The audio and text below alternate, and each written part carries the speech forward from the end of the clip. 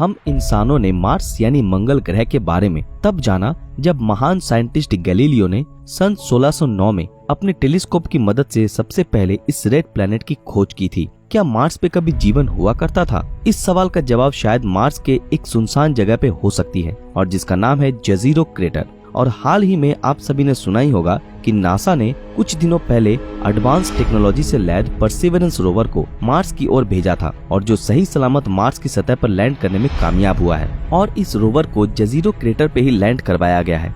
इस मिशन का मुख्य विषय है कि मंगल ग्रह पे एंशिएंट लाइफ की खोज करना जो हजारों लाखों साल पहले मार्स पे मौजूद हुआ करते थे। दोस्तों, आज की हमारी इस वीडियो में हम जानेंगे कि परसिवरेंस रोवर ने लैंड होने से लेकर आज तक के टाइम पीरियड में इस लाल सुनसान ग्रह पर क्या क्या देखा और क्या इसे जिस काम के लिए भेजा गया है ये उसके नजदीक पहुंच पाया है या नहीं। मार्स एक्सप्लोरेशन प्रोग्राम के तहत नासा ने 4 जुलाई 1997 से लेकर अभी तक मार्स की सतह पे कुल 5 रोबोटिक रोवर्स को भेजा है और 30 जुलाई 2020 के दिन परसिवरेंस रोवर को United launch alliance Atlas 5 rocket के जरिए अंतरिक्ष की ओर लॉन्च किया गया और ये रोवर 40,000 किलोमीटर प्रति घंटे की रफ्तार से मार्स की तरफ बढ़ने लगा और जब फाइनली ये मार्स तक पहुंचने में कामयाब हुआ तो पूरी दुनिया एक ऐसे घटना का गवाह रहा जो इससे पहले किसी ने नहीं देखा था। परसिवरेंस रोवर ने 18 फरवरी 2021 के दिन मार्स की जमीन को टच किया था। ये लैंडिंग बहुत ही महत्वपूर्ण थी क्योंकि इससे पहले किसी भी रोवर की लैंडिंग की वीडियो रिकॉर्डिंग नहीं की गई थी, जिसके साथ एक स्काई क्रेन भी जुड़ा था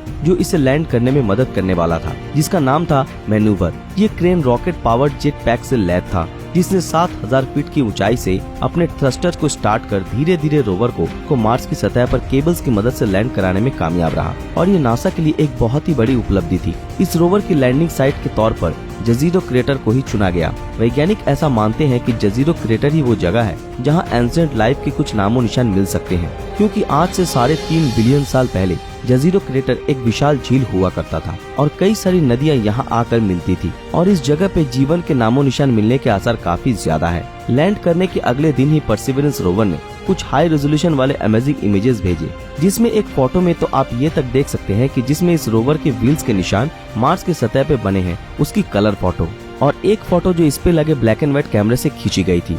इस पे लगे कैमरे ने एक बहुत ही अद्भुत सी दिखने वाली पत्थर के टुकड़े की भी फोटो खींची, जिसे आप अपनी स्क्रीन पर देख सकते हैं। और इस इमेज को 28 मार्च 2021 को खींचा गया था और सिर्फ इतना ही नहीं, इस पत्थर के टुकड़े को लेजर के जरिए जांच किया गया ताकि साइंटिस्ट ये पता लगा सके कि ये पत्थर आखिर किस चीजों से बना है। परसिवरेंस रोवर के साथ एक और चीज को मार्स पे भेजा गया था जो इसके निचले हिस्से में अटैच था।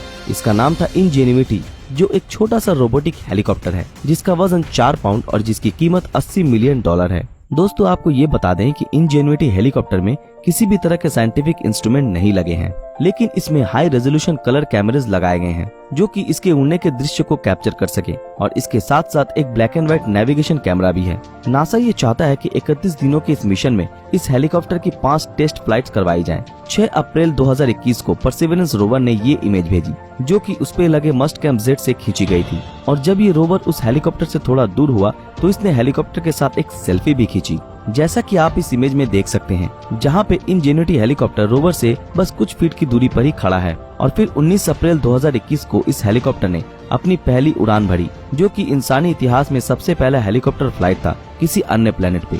अब परसिवरेंस रोवर अपने काम में जुट चुका है और ये सैंपल्स इकट्ठे कर रहा है, चाहे वो पत्थर हो या मंगल ग्रह के धूल, और उन्हें एक पर्टिकुलर जगह पे स्टोर करके रख रहा है। नासा और यूरोपियन स्पेस एजेंसी ने मिलकर एक प्लान बनाया है जिसमें वो 2 स्पेसक्राफ्ट को मंगल ग्रह पे भेजेंगे जो कि रोवर द्वारा जुटाए गए सैंपल्स को कलेक्ट कर धरती पे ले आएगा और उनके मुताबिक इस काम में 10 साल का वक्त लगेगा। इस परसिवरेंस रोवर के अलावा क्यूरियोसिटी रोवर भी अपना काम कर रहा है और सैंपल्स इकट्ठे कर रहा है ठीक उसी जगह, और उसने इतने दिनों में अपना 30वां सैंपल कलेक्ट किया है और कुछ दिनों पहले ही खुद की एक फोटो भी भेजी है और साथ में 60 और इमेजेस भेजे हैं। अब इस इमेज को ही देख लीजिए फ्रेंड्स, ये धरती के आसमान में बादलों की तस्वीर नहीं है, ये है मंगल के आसमान में मौजूद बादलों की तस्वीर, है ना कमाल की, जिसे क्यूरियोसिटी रोवर के राइट नेविगेशन कैमरे से खींचा गया था। मार्स के आसमान में भी बादल दिखते हैं और जो बर्फ और पानी से बने होते हैं। क्यूरियोसिटी रोवर काफी टफ और एडवांस रोवर है, लेकिन परसिवरेंस रोवर अब तक के भेजे गए सारे रोवर्स से एडवांस है। वैसे तो दोनों रोवर्स को 2 अलग अलग कामों के लिए भेजा गया है। क्यूरियोसिटी का काम है मार्स पे हैबिटेबिलिटी को भांपना, तो वहीं परसिवरेंस का काम है मार्स पे मौजूद एंशिएंट लाइफ की खोज करना। अपने बॉडी पे लगे 23 कैमरे और अन्य स्पेशल इंस्ट्रूमेंट के जरिए। वैसे फिलहाल परसिवरेंस मिशन स्टार्ट हो चुका है और अब दुनिया इसी चीज के इंतजार में है कि इसे मार्स की सतह पे और क्या क्या मिलता है। फ्रेंड्स, आपको क्या लगता है कि परसिवरेंस रोवर को मार्स पे और क्या क्या मिल सकता है और क्या हम साल 2050 तक मार्स पे कॉलोनीज बनाने में सक्षम होंगे? अपनी राय नीचे कमेंट में जरूर बताएं। दोस्तों, आज के लिए बस इतना ही। आज की हमारी ये वीडियो आप लोगों को कैसी लगी हमें कमेंट में जरूर बताएं। अगर ये वीडियो आप लोगों को पसंद आया तो इस वीडियो को लाइक और ज्यादा से ज्यादा शेयर जरूर करें और जिन लोगों ने हमारे फेसबुक पेज को फॉलो नहीं किया वो तुरंत फॉलो कर दें। तो फिर मिलते हैं आपके साथ अगले वीडियो में, तब तक के लिए अलविदा।